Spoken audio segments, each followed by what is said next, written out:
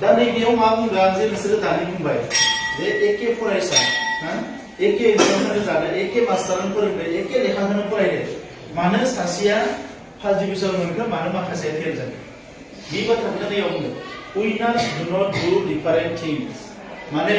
सासे साक्सेसफुल जानाय फरायसाया जिखुनु गुबुन जिनिस मावा आं साक्सेस जाबायना आं गुबुन जिनिस मावाखै दे डु दैट थिं डिफारेन्टलि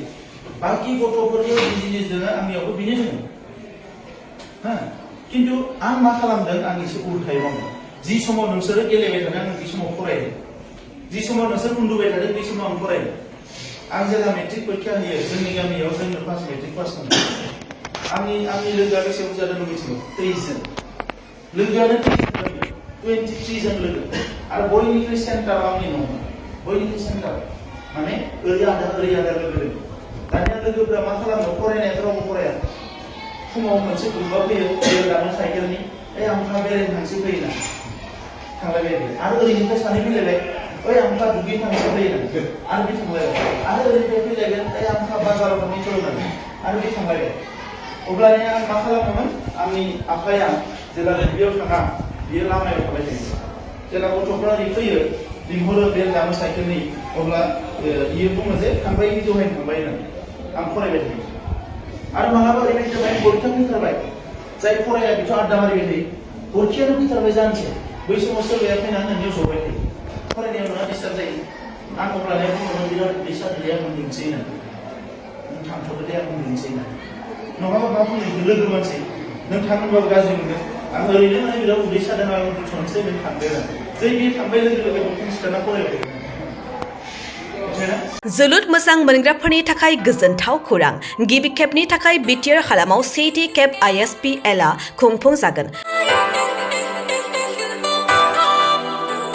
बिटिआर ओनसोलाव लाइमोनफोरखौ जोलुरनि फारसे गोसो बोहोनाय जोलुरखौ जौगाहोनायनि थांखिजों बिटिआर सरकारा बे बादायलायनायखौ खुंफुंनो थिरांथा लादों